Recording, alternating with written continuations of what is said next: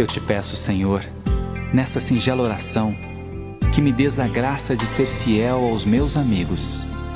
São poucos. Impossível seria que fossem muitos.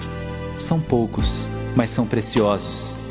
Eu te peço, Senhor, que me afastes do mal da inveja que traz consigo outros desvios. A fofoca, a terrível fofoca que humilha, que maltrata, que faz sofrer. Eu te peço, Senhor, que o sucesso do outro me impulsione a construir o meu caminho e que jamais eu tenha ânsia de querer atrapalhar a subida de meu amigo. Eu te peço, Senhor, a graça de ser leal, que eu saiba ouvir sempre e saiba o quanto é necessário falar. Senhor, sei que a regra de ouro da amizade consiste em não fazer ao amigo aquilo que eu não gostaria que ele me fizesse.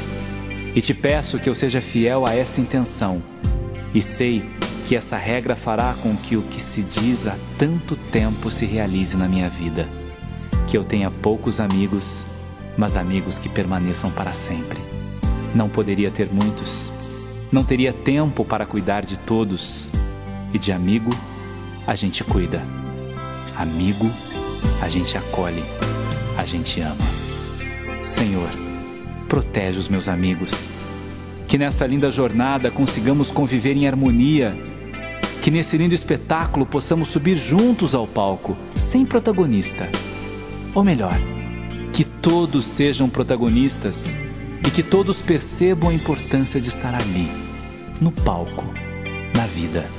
Obrigado, Senhor, pelo dom de viver e de conviver. Obrigado, Senhor, pelo dom de sentir e de manifestar o meu sentimento.